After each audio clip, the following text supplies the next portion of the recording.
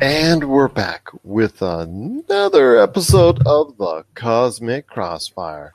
It's Gerald coming right back at you once again. Thanks again for listening in to all of our shows. But it wouldn't be a Cosmic Crossfire without my good friend. He is the man of all tricks when it comes to Rob McCallum films. You got to check out everything that he's doing, and he's doing quite a bit at robmccallumfilms.com, Rob McCallum Films on Facebook, and Rob McZob on Twitter. Is my good friend. He is the man, the myth, the legend. It's Rob McCallum.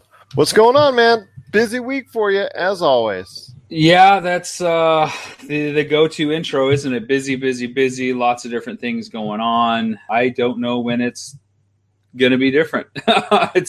It's all the same in this neck of the woods so far right now. So we're just trying to get caught up as we find ourselves, in the middle of the summer. It's Comic-Con weekend. It's like that midpoint of the pop culture year, right? The All-Star game for MLB is like around the same time. So it's a good chance to take kind of stake of what's going on. And you get an event like San Diego Comic-Con that usually drops a bunch of news and kind of forecasts the next quarter and a half of what we can expect to see as we head to the final stretch of the year. So busy going into it and busy coming out of it from my point of view.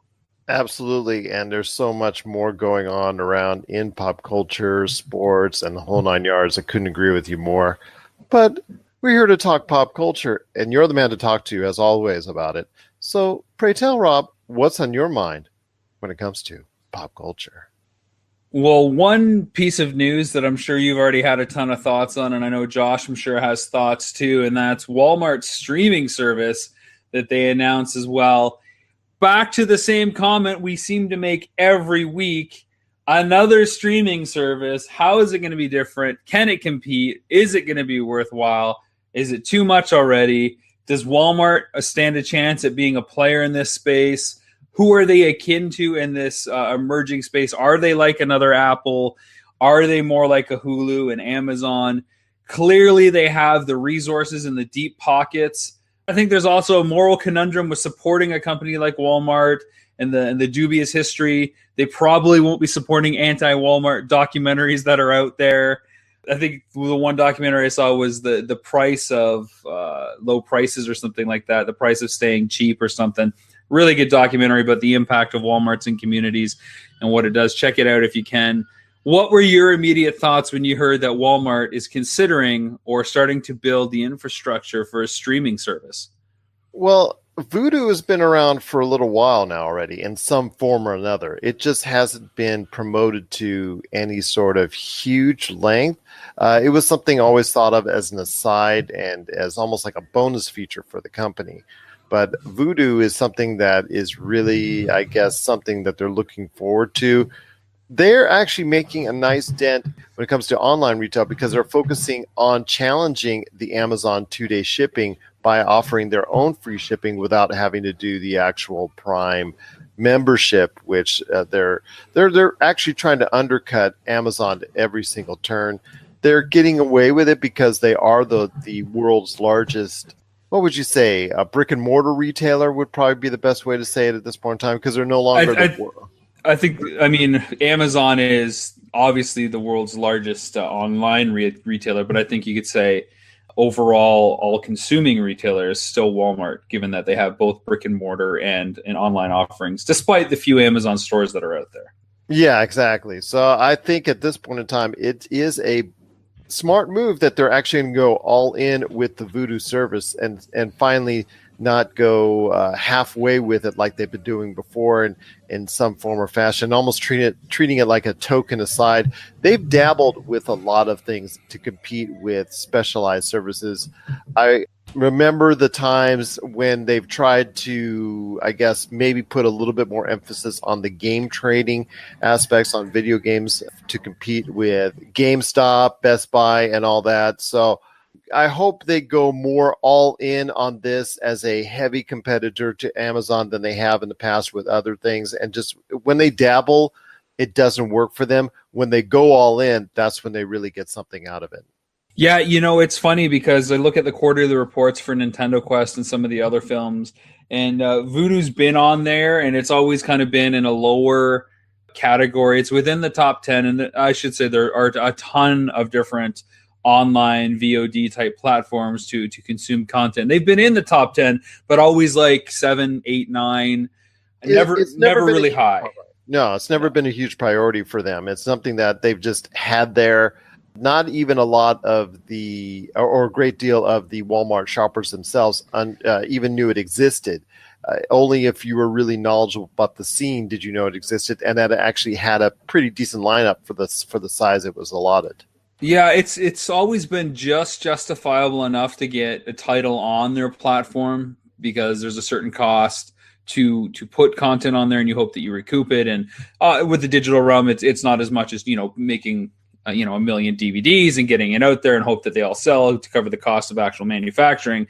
Still, it's just enough to justify it with Vudu.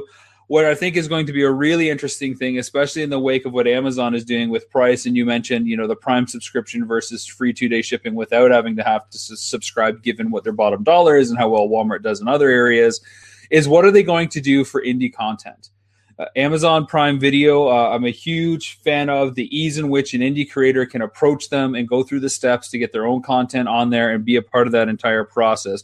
Will Walmart open the doors and allow indie creators to put their own titles on there in a do-it-yourself distribution method the same way that Amazon does? And if so, what will they be able to give back to the indie filmmaker? Amazon got a lot of flack in February when they went 15 cents per hour up to this point down to 6 cents per hour. So if you had a film that was, an hour long, you were going to get paid 15 cents for every minute that was streamed on Amazon Prime.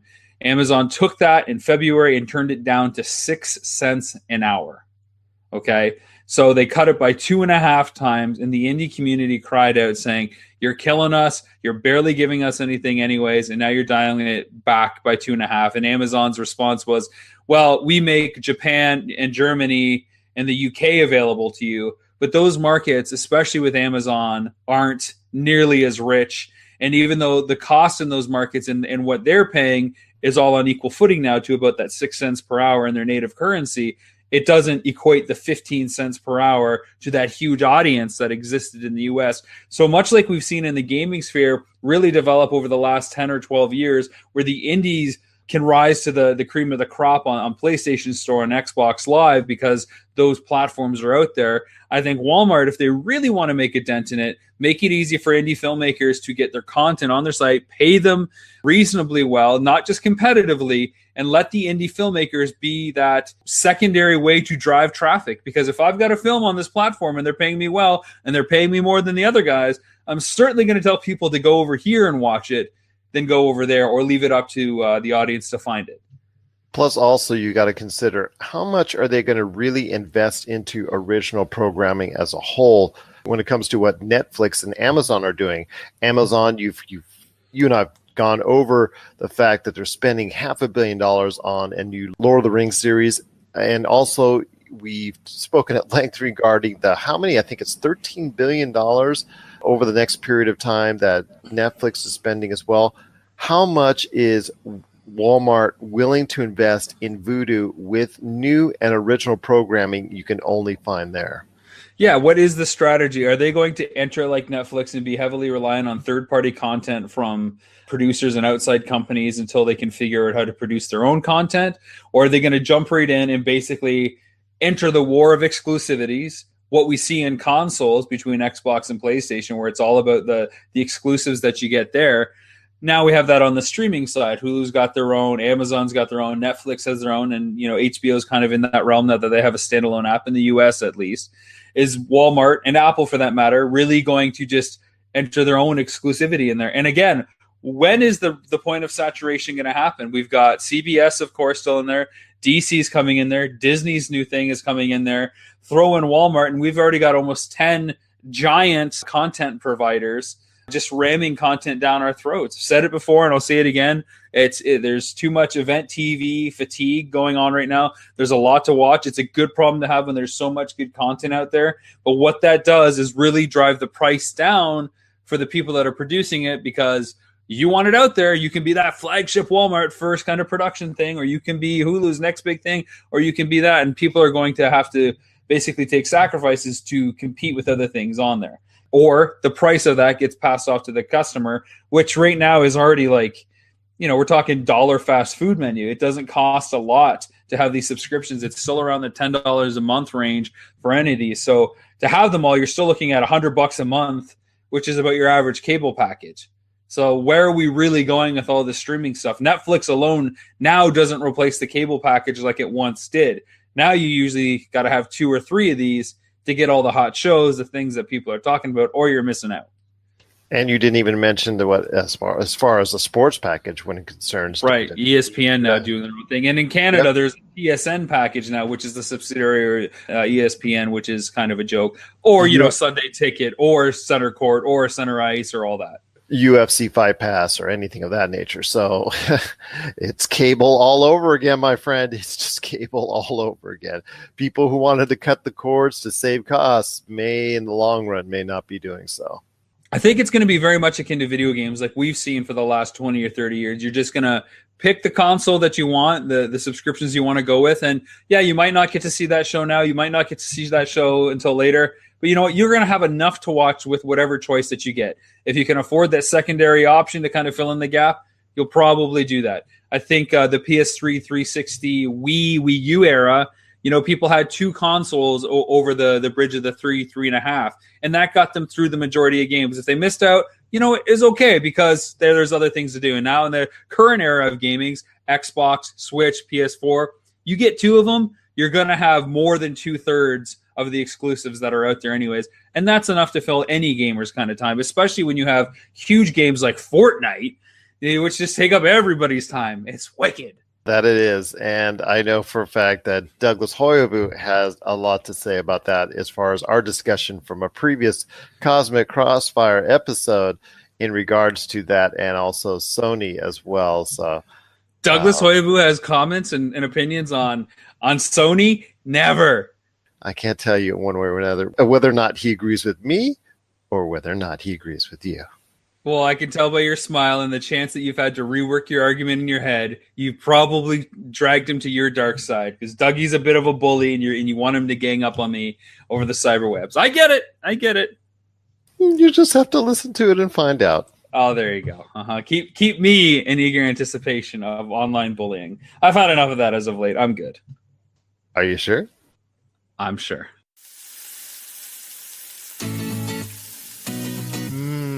Nothing's better when grilling your favorite meal than adding some delicious Wheelie Q rubs, seasonings, and gluten-free barbecue sauce.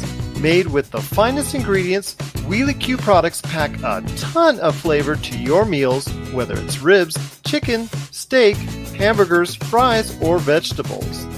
To get your hands on some of these tasty Wheelie Q items, head on over to www.wheelieq.com, and a portion of all profits made will go into finding a cure for spinal muscular atrophy. Pop Culture Cosmos listeners, act now and get 15% off your order just by entering the promo code POD1, that's POD and the number 1 at checkout.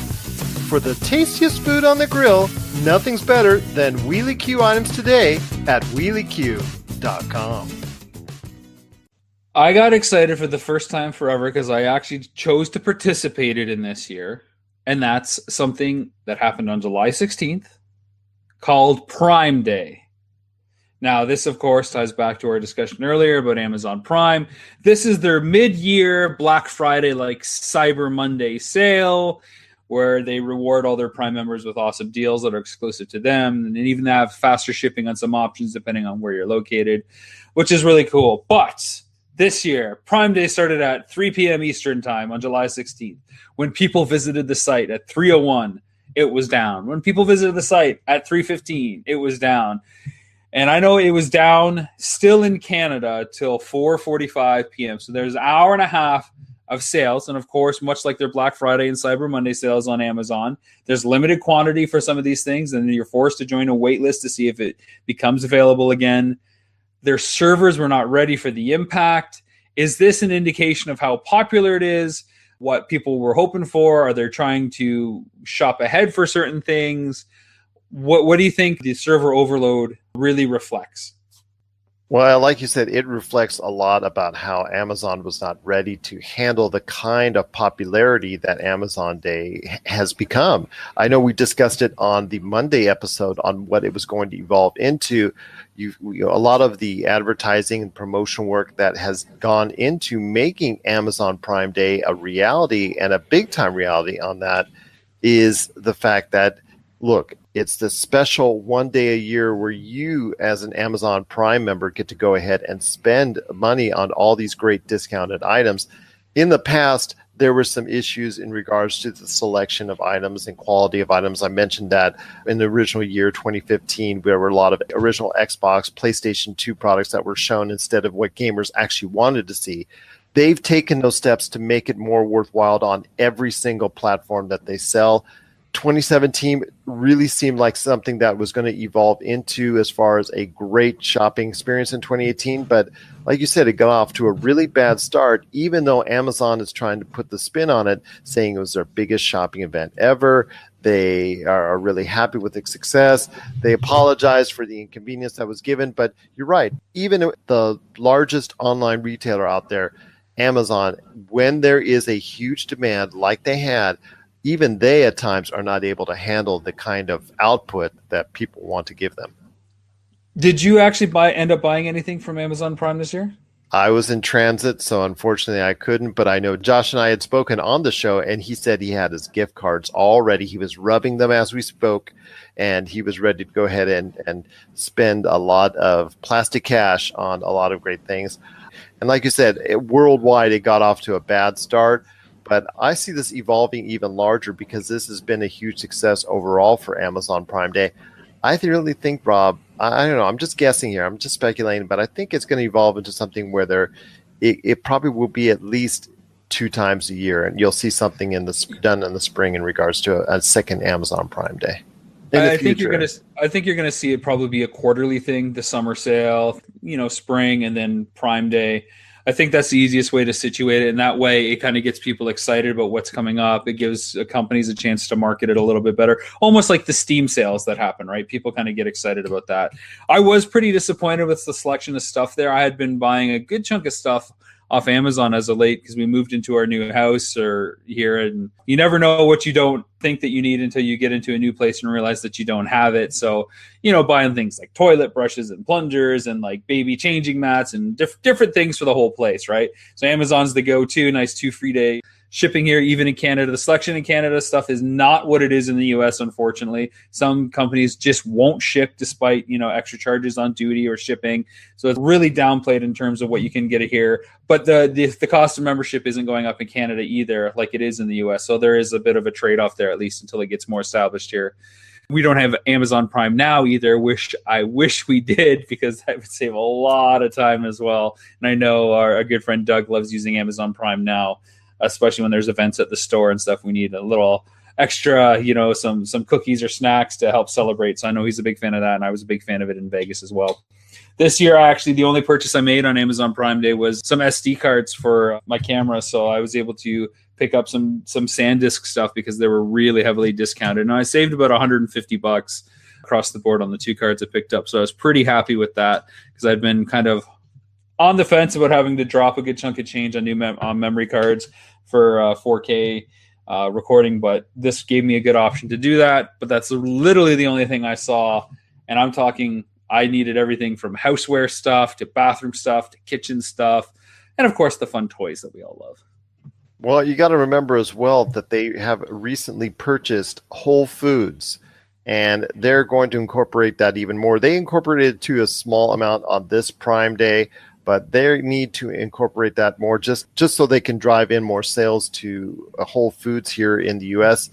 And I see them incorporating it more with the Prime Day. And I had mentioned that on Monday as well, that it could evolve into a quarterly type deal. So I agree with you. I think this is something that they're going to be doing instead of just a Prime Day, just like you said, spring sale, summer sale, et cetera, et cetera. And it could become one of those times of the years where people just need to go ahead and be wary of what's on sale, when it's on sale. And there's still, obviously, from what you're saying, there's still a selection issue problem. And that's something that they have to try and reconcile going forward, because they're never going to be able to get to the kind of platform that they want if they still keep trying to sell things that people don't want and don't put things on sale that people do want en masse. Yeah, I mean, honestly, I think it might be the kind of thing, in order to get some of the bigger companies and the bigger ticket items in there, maybe don't make the cut that you're hoping to on them, but the ability to advertise what goes on in Prime Day will drive your subscriptions up, which is what you want ultimately anyways. You may lose it on the single item, like the 5 or 10% that you think you're making there, but get it on the subscription. So if people see that they're saving like $200 or $300 on a really quality TV or something of the same ilk, the kind of things that people salivate for on Black Friday, get them on there. Get those companies on there. Waive some of your fee to get people excited about it. At the very least, you can find a way where maybe it's a quantity versus cut thing. So you won't take anything unless X number of units get sold from this company after a certain point. So you guarantee they can sell $5 million or something before Amazon gets their cut. Find different ways to make it exciting for the audience, and then you'll have a bigger audience that wants in on it. But be ready for it, because your servers weren't ready for it this year, and it's still not a thing that you're really doing well enough for the consumer to care all that much outside of the people that are shopping it anyways. Josh, agree with you wholeheartedly, because he focused in on the memberships that were going to be gained, and a lot of people that were going to go either try the 30-day free trial or just get a quick $12.99 membership and just forget about it, and it keeps adding on and on and on for Amazon. And that's where they make a great deal of their money, is in the memberships. And that seems to pile up even more for, I guess, Jeff Bezos, who is now by far and away the richest man on earth. I think he's over 150 billion, if I'm not mistaken, when I read earlier this week. If I only had his phone number for a few measly thousands or hundreds of thousands of dollars to make a few films. If only. If only, my friend. If only. If only. Rob McCallum Films is back with a vengeance. This year, we're set to release Power of Grayskull, the definitive history of He-Man and the Masters of the Universe, which chronicles the ultimate 80s billion-dollar franchise, Masters of the Universe. See exclusive interviews and hear untold stories from the people responsible for creating the world of Eternia, a place full of magic and science, and learn about the craft of creating action figures and animation. Power of Grayskull drops this year and is just one of our many projects at Rob McCallum Films. So I've got the most shocking news ever for our next segment here, Gerald. There is a Batwoman TV series in the works at CW. Imagine that, CW developing another DC show. You would have never guessed it. It's going to blow everybody's mind that DC has another show that's being developed for the CW. Of course, Batwoman is not Batgirl, who's grown up and they just changed her name. Batwoman is an entirely new character. I believe her character name is, the alias is Carol Kane. Her character will appear in a crossover event that features Arrow and Flash and Supergirl and Legends or Leagues of Tomorrow or whatever it is, 20,000 Leagues Under the Sea.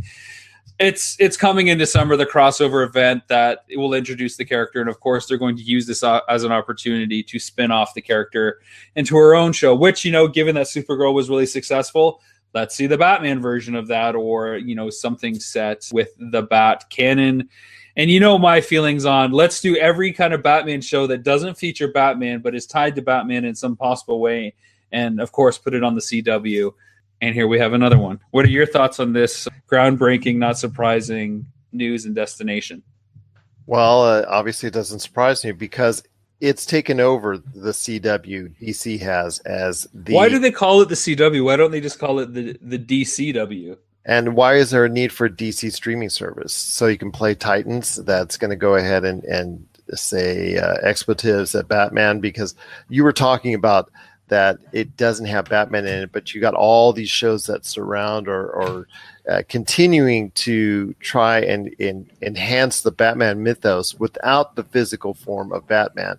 And like you've seen with Gotham, and that is not CW related, that does that. Now you have Titans that is coming to the DC streaming service and doing something similar. And then you have, like you said, Batwoman that... I don't know. I'm very curious about Batwoman as far as what are they planning to do and how are they going to make it different Yeah, how are you going to make it cool, different, unique, and not be such a crutch on anything bat related? And are you going to have the callbacks because you obviously want to? And are you going to avoid the temptations of bringing everyone in as far as the Flash, Arrow? Well, you won't, because you're going to have those crossover events that seemingly last from November to March. Yeah, exactly. The Legends of Tomorrow and all that. And then it just turns out How about Legends of Yesterday? That's what I want to see, where things were more simple. There was only Arrow and Flash. That's all I need. Just those two shows. And when you start doing that, it just becomes another show that's DC related on CW, which to many people is the reason why they don't watch CW. Yeah, and now at the point, because they have Supergirl, Arrow, Flash, and Legends of Tomorrow, it's like when these characters cross over, it's like, so what have you been up to? Well, and then it's this long Ace Ventura exposition to get people caught up, or they just assume that everybody knows what's going on because everybody's, of course, watching all these shows. And this is the problem I had with keeping up with comic books in my youth, where I'd have to read up issue whatever of the Amazing Spider-Man and then jump over to Spectacular Spider-Man and then jump over to Peter Parker's Spider-Man. And then, it was just a lot to keep up with. And it was hard to follow the arcs instead of just keeping it all in one book to make viewing easy. Make it easy for me, people. I get that it's all on the same network, but I don't have 3 hours to watch superhero dramas every night that are very similar in tone and feel and vibe, because it's all the same showrunners, all the same writers, and all the same developers. So do something that makes me care about this stuff. And it hurts a show like Black Lightning, which of these shows is actually the most original, and also it seemingly stands out as a quality show. It's gotten very good reviews, and it seems like a show that on the surface a lot of people would want to watch, but it gets crowded in with all those other DC shows, so it doesn't really stand out because the fact that it's just been put in with this lineup of all these other DC shows, even though it tries a lot to make it stand out on its own without having to depend on the Legends of Tomorrow and Arrowverse and Flash and all that nature. But because it's in there and it's on the CW, maybe people are not tuning into it because they're just so sick and tired, like you said, of watching another DC superhero drama on the CW. If it had been on another platform, maybe it would have actually find a larger audience that it truly deserves. If you're tired of sifting through flea markets for rare and unique games, we can help. Retro City Games in Henderson, Nevada, only 5 minutes from the Las Vegas Strip, has all your favorite gaming staples, classics, and a wide selection of rare games with new stuff always appearing on our shelves. Come in and chat with Nicole or Doug about your love of games and watch as they help you complete your collection or find your childhood favorite. And don't forget, Retro City Games loves trade-ins. So if you have any Nintendo, Super Nintendo, Sega, Xbox, PlayStation, or even PC games, come in and visit Retro City Games today. Welcome to the new metropolis of gaming, Retro City Games. The excitement that everybody can finally have and start developing and let those fanboy dreams run wild, because Comcast has finally and officially announced they are not pursuing any of the 21st Century Fox assets anymore, other than their continuing bid to acquire Sky in the UK. I'll stop you right there. I, too, have an issue and have a problem trying to say 21st Century Fox. I just will get that out there myself. It's weird because I've watched like 3 films in the last 4 days from 20th Century Fox because the logo's there. But now the company is 21st Century Fox. So, yeah, they're not acquiring the 20th Century Fox films from the 21st Century Fox library and TV stuff. Exactly. That's just ridiculous. But so the fanboy hopes and dreams can commence because, of course, I'm talking about Marvel Universes colliding, X-Men, Fantastic Four, maybe in some scenario. We talked about that on a previous episode. But Marvel now has a few more assets in their library whenever the deal is officially done. It's been approved by Murdoch, and it's going to happen. And it's probably going to be a year or two to get everything ironed out and figure out what things are still in place and how Disney will happen and get involved with it. But it's happening. Although I am excited very much about the X-Men and all that coming to the Marvel Cinematic Universe, the Fantastic Four, possibly getting some new love that will actually substantiate a lot of people's claims on how great they are as superheroes. But I am more interested in the rest of the library and how that is going to be utilized, because we've seen already when it comes to the whole Lucasfilm assets, as far as Star Wars has been focused on. Yet we see Indiana Jones, which is this nice property, get pushed and shoved to the corner. And it's actually been delayed again last week until 2021, if I'm not mistaken. So I don't know. It's just, man, it's just hard to see the way that they're going to be able to efficiently and profitably utilize all those other properties. That would you see them actually selling them off, or would you actually see them being able to go ahead and somehow properly utilizing it, whether it's on the big screen or for their own streaming service or other streaming services? It all depends in the way that they want to keep control of things, right? I mean, we saw from the lovely movie The Founder, starring Michael Keaton, some of the early troubles that McDonald's had was managing all the different franchisees and is in the different states and the different cultures and regions, because they all had different things that they appealed to them.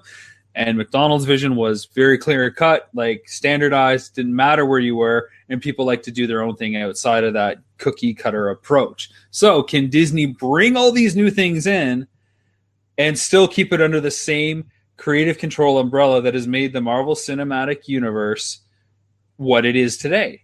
Can they expand that quickly, or is it just going to be held and shelved until it can be properly assimilated into the pipeline? That's a tough question, my friend. I think we're only going to be able to find out the answer within maybe a 5 to 10 year span, when we actually will see a lot of these properties in some form or fashion. But there will also be a lot more that Disney is going to leave behind, which may deserve some love as well, but for some reason Disney may not see it as a profitable enough property for it to be released in any form or fashion.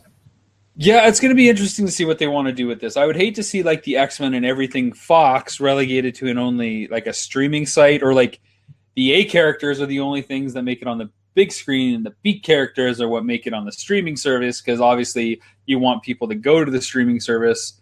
I tell you this, it's a problem I'm lucky I don't have to solve, and one that I get to sit back from a position of criticism and poke holes at, because I don't think there's an easy solution for anything. No, there is no easy solution to this. But the other franchises within the realm, like the Alien franchise and everything else that Fox has produced that may or may not be the actual, choice or affinity of Disney at this point in time, their statuses are very much up in question as far as a relative future for those outlets, those identities, those characters, those things that a lot of people have enjoyed over the years that may or may not be a part of Disney's future. What I guess I'm most curious about isn't what they're going to do with what exists. It's what they're going to do going forward. How is Disney going to wield their power going forward with one less studio to compete against? This is the thing that we always caution against, right? Like, it's one less place for filmmakers to go to get the green light, to get their scripts made. What is going to be the outcome of that? Will Disney make less original stuff because they have so much more IP that they can draw upon? Or will they continue to make original stuff knowing that they can balance it out with the IP that they have? So the output that gets created every year is, I think, the thing that's going to be most interesting to see. Will we have the same number of films output from Disney alone versus Disney and Fox?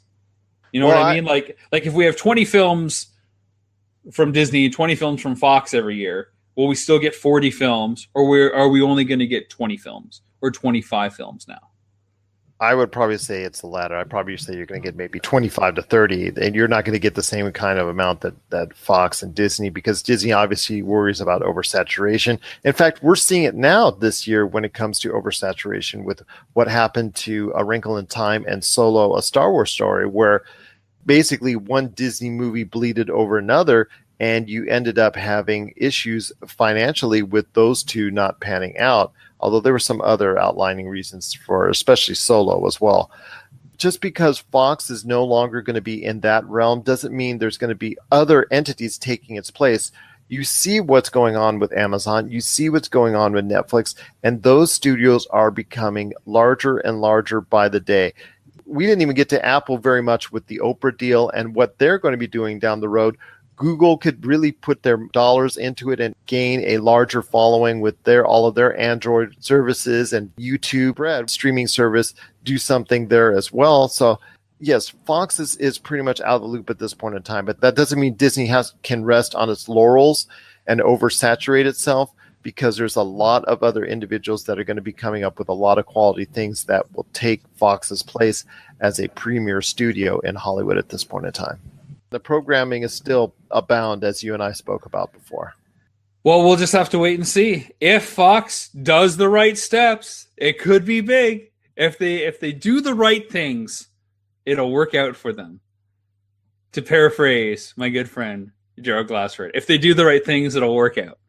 Okay, so I take an e-ticket every now and then to Cliche Land. Do you have to go ahead and rub it in?